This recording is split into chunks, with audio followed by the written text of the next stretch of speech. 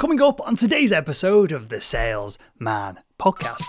2015, there were about, I think like 700 marketing technology companies promoting AI. 2020, the number's up to like 7,000.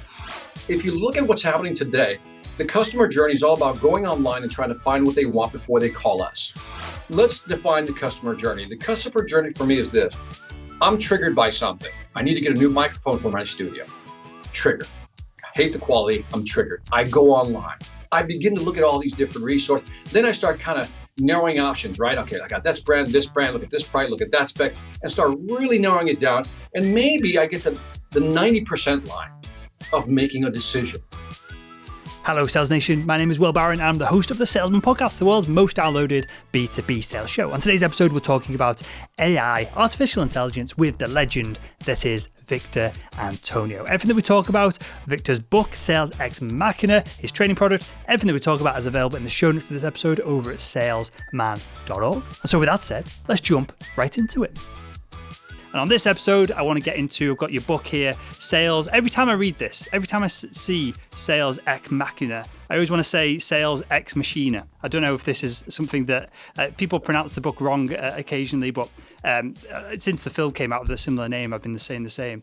But yeah, I want to get into AI in sales, and I want to start off the show by asking you, Victor, a massively loaded and leaded question. Is AI real? Are the artificial intelligent computers planning the demise of the universe right now as we speak, and we can kind of work backwards from this and see what that means for salespeople? Absolutely. We're talking end of days here. End of days. Well, you know, what's interesting, my background is I started out in engineering, and one of my first jobs was working at Honeywell on a torpedo system, and that had what they call an expert system, kind of an AI interface, an algorithm to it, and it was a pattern recognition system. If you think about a torpedo, it's shot, obviously, it's underwater. It's looking for patterns, an outline of a submarine to attack. And that's where I got used to, I guess I learned about AI and expert systems. But back then, Will, it was tough to develop an expert system because you had to write the rules. Like, if then, go to. If not, do this. And so, you know, again, it was too cumbersome to program all that language, all those rules into the actual software and be very accurate.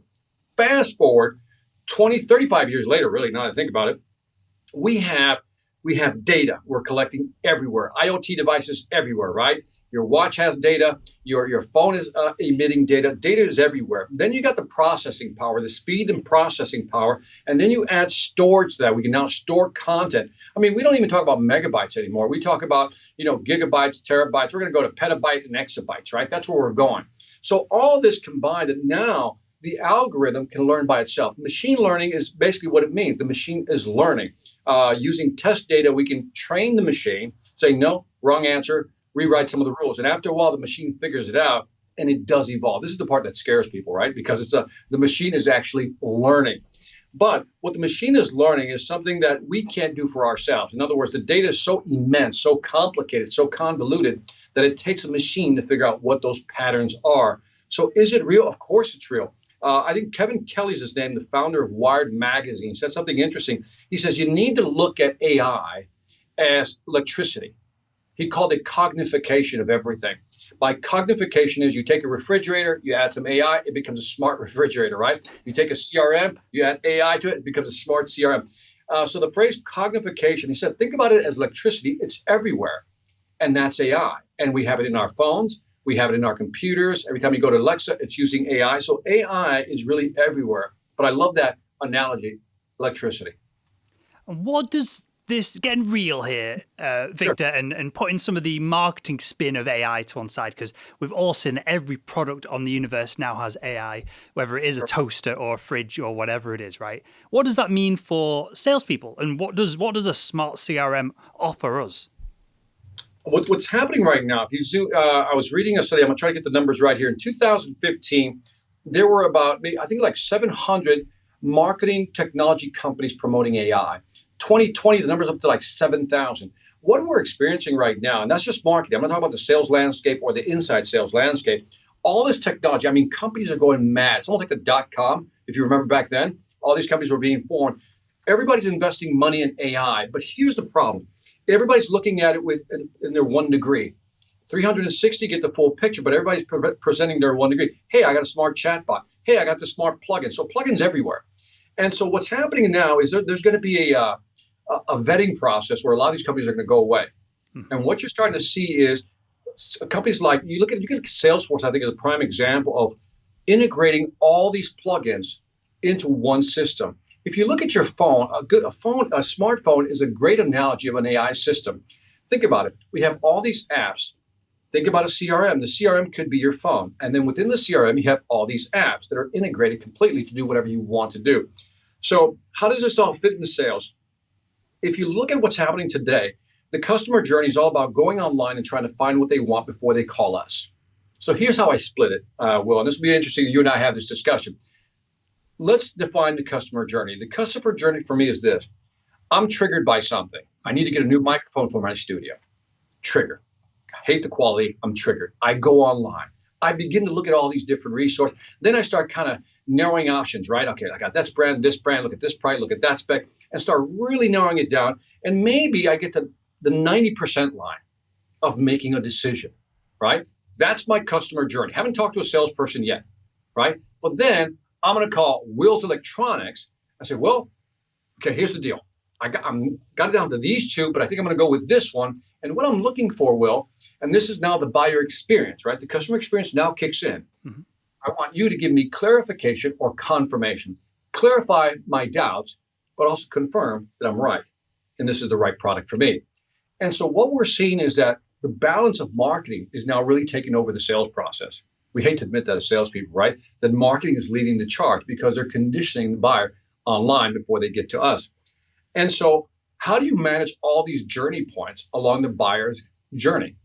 And that's where AI really kicks in, because the AI system today can tell you what people are looking at, what they're downloading, how long are they staying on the site, what other locations are they going to, what other websites are they visiting, and all this massive data is being collected in the background to help us sell more effectively.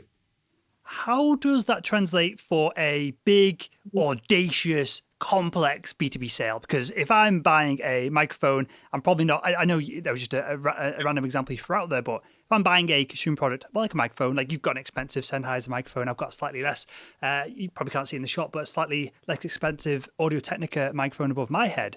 I'm not speaking to a salesperson. I can watch YouTube videos. I can look at reviews on multiple sites, but especially Amazon. How true to life they are and how rigged they are, I have no idea. But there's somewhat a level of trust in them. But how does all this translate then to a big, audacious B2B sale? For example, I was in medical device sales. I was selling complex camera systems to surgeons. There are no, not yet anyway, there are no YouTube demo videos of these kind of products, and the products that have to be brought in and used on a live patient, a sack of meat on the table, they're going inside them and projecting an image outside. How does the buying journey or the new marketing-led buying journey affect that? And then I guess we'll follow on with how AI in sales can change that concept as well. So let's define the continuum then, right? From simple sales to complex sale. We can all agree that the continuum on the simple side is starting to kind of get shorter and shorter and shorter. Yep. So the salespeople that are going to be around are the people that can handle the more consultative selling approaches, right? Big ticket items, right? Again, remember that last 10%, the actual customer experience? That's the 10% that consultative salespeople have to close. Because believe it or not, the actual salesperson, the actual company rather, has gone online and done some research. Again, obviously didn't go to YouTube to check it out. But they've gone on the website, they looked at some of the corporate videos, they've downloaded some of the brochures, they looked at the case studies, and they're answering questions, trying to vet. One study showed, I think it was CEB, which is now, I think it was Gartner. Mm-hmm. And they were talking about how customers spend, let's say it's a 12-month to 14-month sales cycle, they spend 15% of their time, which is about 2 to 3 months of their time, trying to reconcile conflicting information. Now, keep this in mind. This is important because they're going online, they're looking for data, they're getting it, but there's still some conflicting information. That last 10%, Will, again, the buyer experience is me calling you, said, well, clarify or again, confirm what I'm looking at and help me make that buying decision. So if you're a salesperson selling simple things, you're going to be history soon. Let me ask you this, sorry to interrupt, mate, but is that still sales or is that now customer service?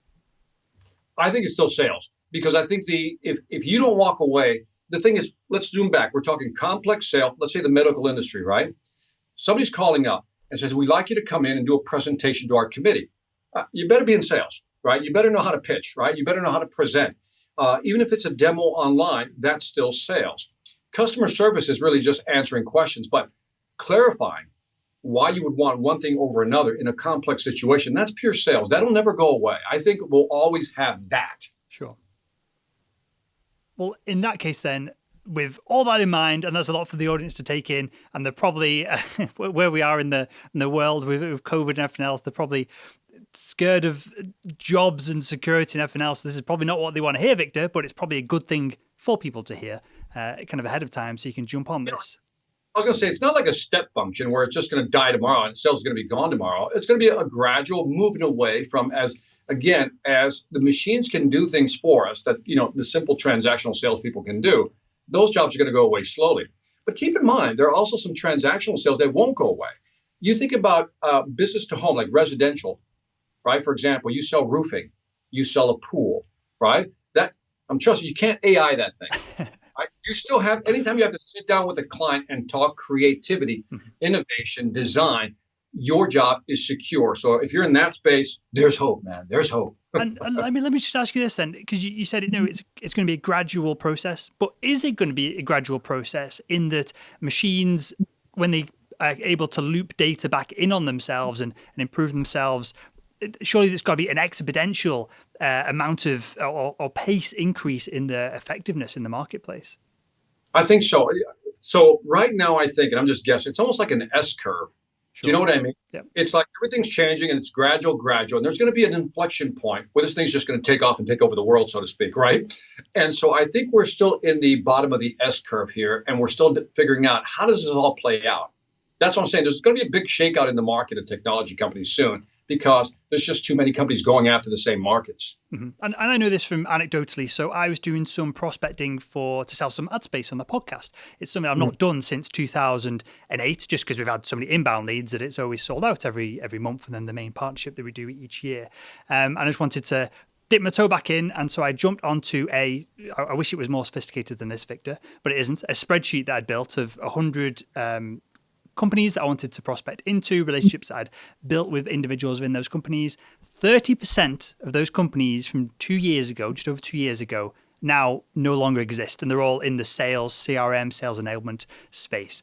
And when I looked at this, that really blew my mind. So I took a little bit of a deeper dive into it. 7% of those 100 companies had been acquired, and then the other 23% had seemingly just gone bust, ceased to exist. That blew my mind. Yeah, no. There's a shakeout. I mean, it's happening already. And I think, you look at the conversational chatbots. There's so many companies out there competing for that space. You look at anything that has to do with, grabbing data and actually doing dashboards that represent the information. That's also flooded. But you've got companies like Salesforce, which kind of reminds me of an Amazon, right? Because you have all these things that people are doing, but Salesforce is saying, yeah, we can integrate that. We can put that into the CRM. We can bolt that in. And after a while, you're going to say, I just want that one right there. And so hopefully we got other companies like whether it's HubSpot, Pipedrive, some of these other companies that really can compete. But I think a lot of companies are going to disappear. And then we're also going to learn which technologies really effectively help us sell more. That's the other thing, because there's a lot of plugins that we put in. I mean, they're cute, but do they help us become that better? And look, I've talked about this on the show many times. Obviously, I'm prospecting for a small business here in what we do, but we do, a couple $100,000 a year in sponsorships and different deals that we do just on the podcast side, not talking about the training side and the salesman.org sales accelerator and that side of things, putting that to one side for a second. I just use a spreadsheet. I don't even use a CRM. I use LinkedIn Sales Navigator, and that inadvertently ties some relationships and connections together. But I could be more efficient in it, clearly. But I don't feel like a need to have apps that track my emails when documents are opened and all these other sales enablement tools. I never used them in medical device sales. I worked it was a private company, but it turned over multiple billions a year. They never had a CRM system either, because we just were going in person to person and dealing with the surgeons and procurement teams and chief financial officers here in the NHS in the UK.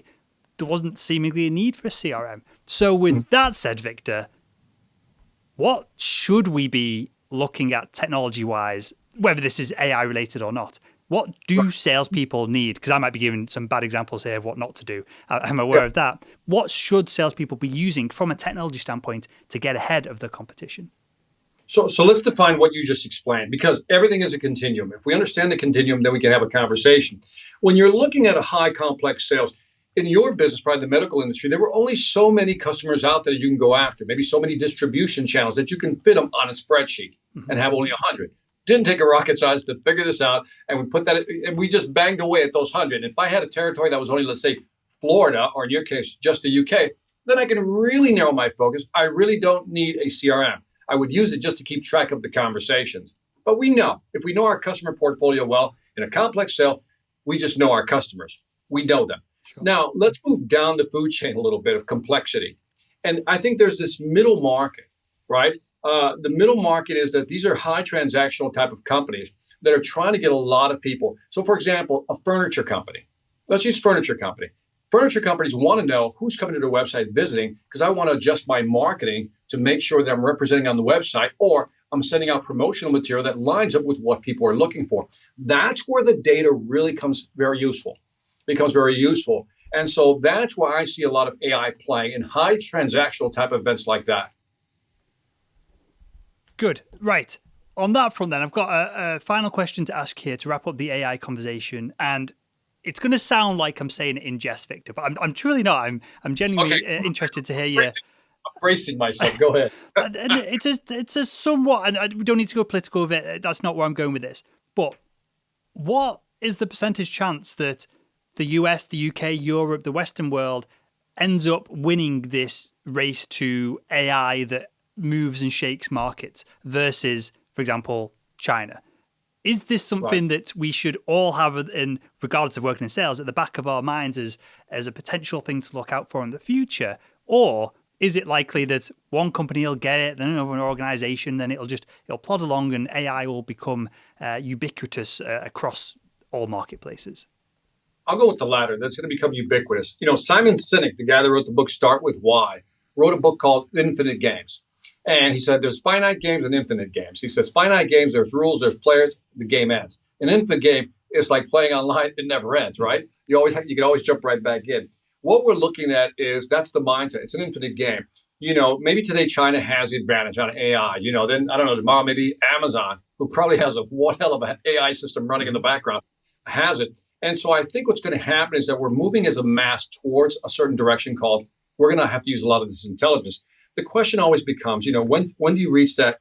They call it the point of singularity, right? When the machines take over the world type of thing. That's what everybody's concerned about. Nobody knows. Everybody's guessing. But everybody's assuming right now we're hitting that inflection point in the S curve. And it's going to get very interesting soon. And I think it is. So, is it gloom and doom? I don't know. I don't know where this is going. But I think it's very interesting that, you can talk about anonymized data means you can hide your name and everything else, but they can figure out real quickly who you are. Of course, so, yeah. What the future holds is not some dystopian fantasy about everything's going to go to hell in the handbaskets and Skynet's going to take over type of thing. I don't know, maybe. But I think what's going to happen in the future, and I think we should be very concerned, is about our privacy and data. I think that's where the new frontier is in terms of the battle, because how do you define data, right? And companies have made like here in the U.S., you probably heard about TikTok, and the president here said, "Hey, we're concerned about this company because it's owned by the Chinese, right?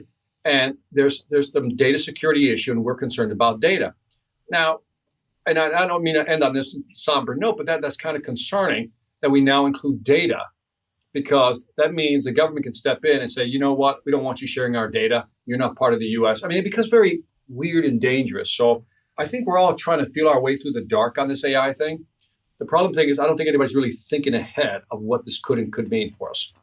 So we'll wrap up on data here, Victor, because this is something I've been saying for years now, that I believe that we're in genuinely the golden age of especially B2B sales, where I can reach out to individuals that are 10 years, well, I wasn't selling 10 years ago, but 7 years ago, I would never have had the opportunity to speak to, whether it be a LinkedIn message, whether it be an email. I can get access to individuals by creating content and sharing videos, and just the growth on my platform and your videos and that as well. We've got an audience bigger than 20, 30 years ago, probably would have been uncomprehendable unless you were working for a huge mega organization that somehow could build a massive email list or had a database of individual businesses and contact information on that front. So with all that said, I believe that we're genuinely in the golden age of sales, and I think that's really exciting. But moving forward from this, do you think it's going to get more difficult to get in touch with people as executives and organizations are just getting more and more spam over these channels? And do you think it's going to get more difficult to get contact information as perhaps LinkedIn lock up some of the backdoors that all of these companies use to grab emails and pull content from there as well? Do you think that it's going to get more and more difficult over time to gather this data as directly as what we can do right now? I think you've highlighted something important, and that is that, we got this massive channel. You got the salesman.org channel that's just broadcasting all over the world. If you think about that, that's right there, it's a mind thing right there, because it's like you're broadcasting. And I think what's happening is that the type of content you're creating, Will, is you're kind of backdooring the system by attracting people to you that you want to talk to. And I think this is something, again, we get back to the marketing piece, because that's what this is, isn't it? As we're putting out content, we're saying, this is what I'm about. This is what the salesman.org website is about. Our content is about this. If that's what you're interested in and you're looking to reach more people through my channel, come to me. And you're probably finding that to be more effective as your channel builds, right? And I think that's the trick. Will they shut the back doors in terms of us contacting? It's already happening. The majority of executives don't want to talk to a salesperson. They simply don't. They don't trust them. They don't want to talk to them. They want to do the whole customer journey by themselves, whether it's simple or complex. They want to do it. And then when I'm ready, I'll reach out to you. Well, how do I reach out to this? Well, this is the guy that got contact. He seems to know what he's talking about. I'm going to go call Will, see what's happening over there. I need some, again, remember that confirmation or clarification. And that's where we as salespeople say, let me help you out. And I'll end on this note, because I think it's a real good phrase. So the guys over at Gartner, I think it's Brent Adamson. Yep. He talked about, all the content today. 5 years ago, it was you can win on insight, information beyond the obvious. Today, he's saying all great information is almost equal. So it's at parity. Great information is at parity. What they're looking for, and he uses his friends, what customers are looking for are sense makers, people who make sense of the information that they're looking at. And that's what they want in salespeople. And I love that phrase, because that's powerful. What he's saying is, you as a salesperson won't go away. You won't become customer service. You have to help the customer make sense of what they're looking at. And I'll end on that positive note. I love it, Victor. And I'll give an anecdote just to wrap up things from my side here. I don't know about yourself and how you pitch and sell the Sales Velocity Academy. You can perhaps share that in a second. But I sell sales training over at salesman.org to individuals and teams via marketing. I don't do any sales calls or chasing people, or it's all inbound. Even if it's a team less than 10 people, I don't even get on a call. I just send them a sign-up form as a video on it. That I guess sums up my perspective on the power of content, and also, which we haven't really touched on, which AI can't really replicate, having personality. And hopefully people find my content entertaining, and I find your content entertaining, Victor. But that has a massive play in all of this as well, right? Oh, everything you just said, just duplicate it for me. It's the same thing. I'll keep the conversation. Everything you just said is exactly my strategy and is exactly my thought process. Love it. Love it. Well, with that, Victor, tell us where we can find out more about you. I want you to plug the YouTube channel especially, and then tell us about the Sales Velocity Academy as well, mate. So the Sales Velocity Academy is my learning management platform. Go to salesvelocityacademy.com. If you just type in Victor Antonio, you should find me. I'll invite folks to join me on my live stream, which is some program called Sales After Dark. It's 3 times a week. I'm trying to limit it now to not an hour. I'm just pulling it back to like half an hour, Will. So Sales After Dark, Sales Velocity Academy, that's where you'll find Victor Antonio. Good stuff. And I'll link to all of that in the show note to this episode over at salesman.org. And with that, Victor, I want to thank you for your time, your energy on the show, mate, your insights, but also for the effort that you're putting into training kind of my audience. I know my audience and yours kind of intermingle for training both our audiences, mate. It's you're adding a lot of value to the sales community, and we appreciate that. Well, Will, a lot of people invite me to be on their podcast. You always get like top rank with me, man. So I want you to know that I enjoy your content. I love your style, man. I dig you, man. I really dig you.